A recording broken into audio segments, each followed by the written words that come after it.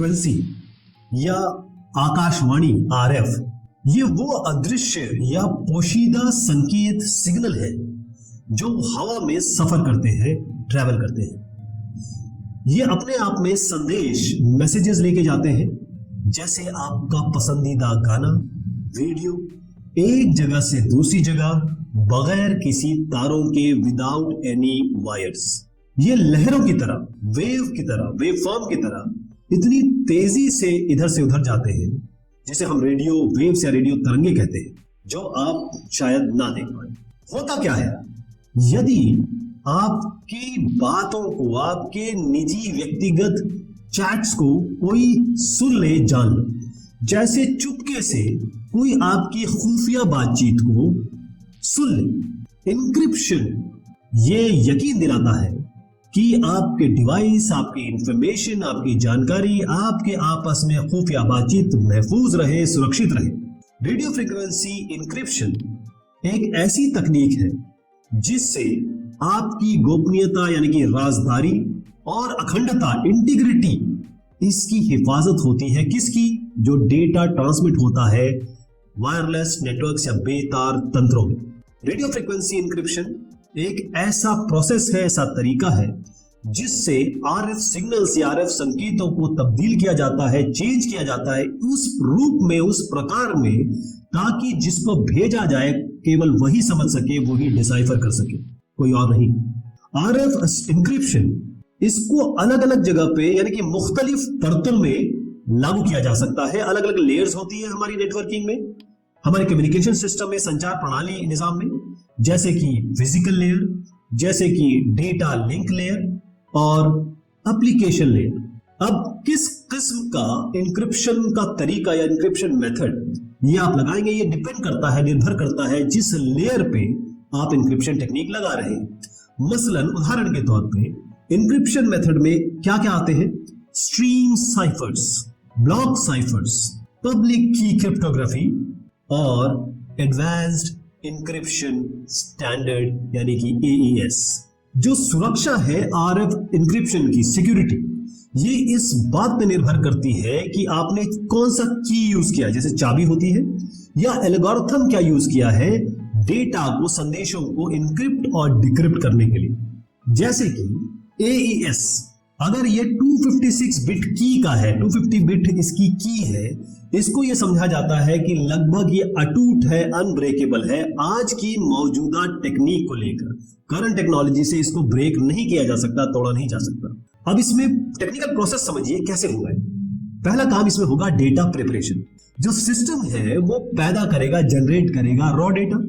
जैसे मान लीजिए कोई कमांड है, कोई हुक्म है, जैसे कि मेरी कार को खोले, अनलॉक द कार, जैसे 1010, ये बाइनरी में है।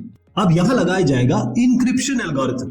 अभी जो रॉ डेटा है, ओरिजिनल डेटा है, इसको फीड किया जाएगा, इसको डाला जाएगा इंक्रिप्शन एल्गोरिथम में।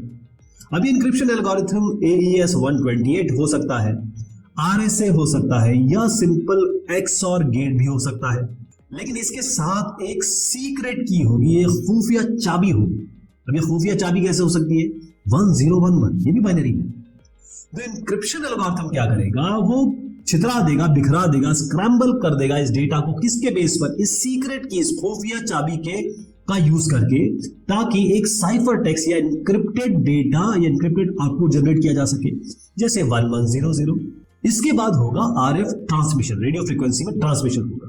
अब जो इंक्रिप्टेड डेटा हमने जनरेट किया है 1100, ये मॉड्यूलेट किया जाएगा RF वेव कैरियर पे, और फिर इसको भेज दिया जाएगा रिसीवर को एक सिक्योर एनवायरनमेंट में या सिक्योर तरीके से। एन्क्रिप्शन कर दिया ना।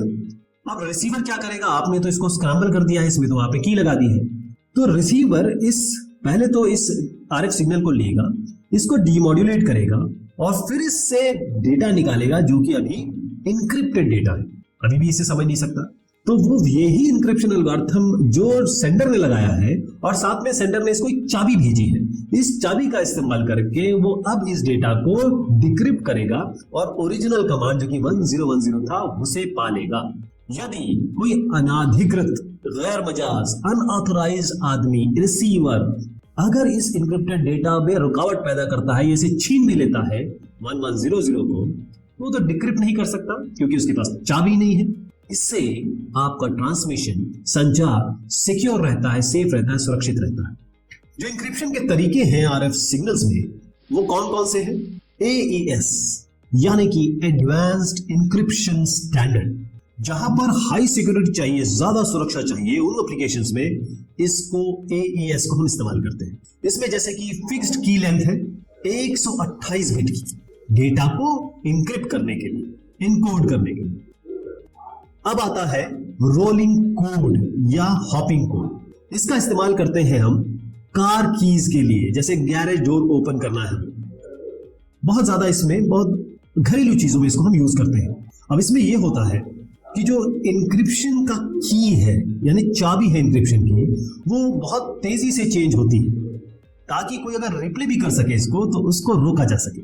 उसके बाद आता है पब्लिक की क्रिप्टोग्राफी यानी कि RSA। यहां हम यूज करते हैं एसिमेट्रिक इंक्रिप्शन का उन सिनेरियोज में जहां पर डिवाइसेस आपस में कोई चाबी शेयर नहीं कर सकते हैं या करते हैं, प्री डिफाइंड की कोई शेयर नहीं होती है, वहां पर इसका इस्तेमाल होता है। तो अगर हम इसके फायदे देखें RF इंक्रिप्शन के, तो पहली चीज तो ये ईव्सड्रॉपिंग, चोरी से छुपने वालों को रोकती है। जो रिप्ले अटैक होते हैं उनको रोका जाता है। आपकी डेटा की अखंडता, इंटीग्रिटी ये इंश्योर होती है, और ऑथेंटिकेशन भी इनेबल होता है।